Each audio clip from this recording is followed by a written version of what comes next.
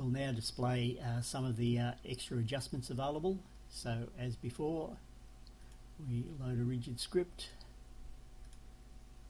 we select the left or right foot, we align it by placing reference points,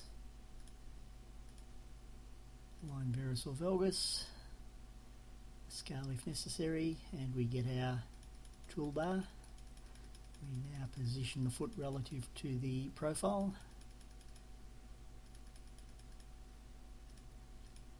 It's now aligned, so we close the toolbar, we create the rigid insole.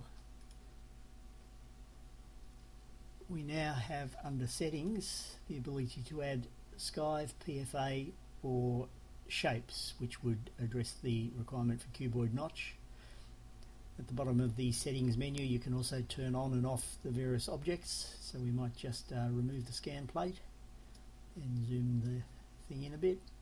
If we first look at PFA, we click on that, we get a little PFA menu. To see the PFA we select the Edit PFA button, and that displays the position of the PFA by default. We might also get rid of the scan object to make it a bit clearer. You're then able to adjust that as required, which is not active at the moment. That will be active in the next version.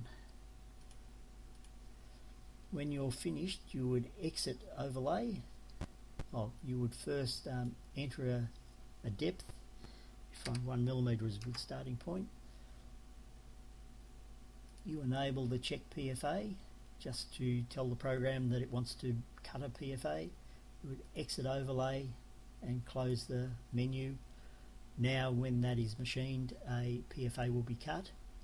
We just have that one bug to be fixed. For the case of a skive, this operates like photo view. If a skive angle and distance has been set in the rigids program in pod view, they will be active here. You just need to open the this menu to activate the skive plate to be machined, and now you can visually check it. You can adjust it if you wish, and when you close, the skive will now be active and machined when you make the NC file. And the third option is shapes. This brings up a subscreen showing the insole. At the moment we only have one default shape, so we load that, and that's hexagon at the moment. We can refine that to other shapes if required.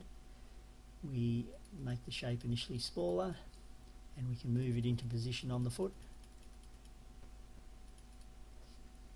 We can set the depth at the top right corner of the screen. When we're finished, we exit overlay, we close the form, and that will be machined when you make the NC file. Having set those, we then make NC block, and it will generate a machining file for you.